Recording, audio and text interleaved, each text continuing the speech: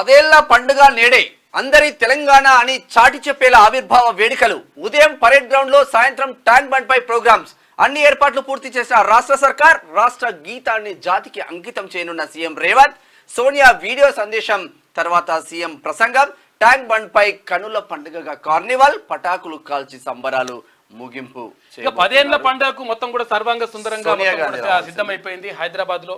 అయితే 650 అమరుల కుటుంబాలని తీసుకొచ్చేసి వాళ్ళకి సన్మానం చేయాలని చెప్పేసి రాష్ట్ర ప్రభుత్వం భావించింది. అందులో భాగంగా వాళ్లకు ఆహ్వానాలు కూడా అందినాయి. తర్వాత చాలా మంది అడుగుతా ఉన్నారు, అంటే ఉద్యమకారులను కూడా సన్మానిస్తారా, ఉద్యమకారులను కూడా గౌరవిస్తుందా ఈ ప్రభుత్వం అని చెప్పేసి అడుగుతా ఉన్నారు.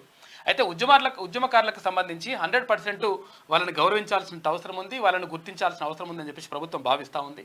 అందులో భాగంగా ఇప్పటికంటే ఇప్పుడే అంటే కొంచెం అన్ని కూడా వివరాలు కూడా తెప్పించుకోవాలి కాబట్టి సెప్టెంబర్ 17వ తేదీ అంటే అక్కడ హైదరాబాద్ విలీనమా విమోచనమా అటు ఆ దినోత్సవం సందర్భంగా అక్కడ అంటే ఎవరైతే ఇప్పుడైతే అమరవీరుల కుటుంబాలకు సంబంధించి తర్వాత ఉద్యమకారులు కూడా గుర్తించి తర్వాత వాళ్ళకు కూడా సముచిత స్థానం కల్పిస్తానని చెప్పేసి రాష్ట్ర ప్రభుత్వం చెప్తా ఉంది. ఇక మరోవైపు నిజంగా ఇది ఆ చిహ్నంలో రాష్ట్ర చిహ్నంలో కాకతీయ కళాతోరణం ఉండాలా లేకపోతే ఇక్కడ చార్మినార్ ఉండాలా వద్దా అనే దానిపైన చర్చ జరుగుతూ ఉంది. అసెంబ్లీలో దీనిపైన నిర్ణయం తీసుకుంటామని చెప్పేసి ముఖ్యమంత్రి చెప్తా ఉన్నాడు.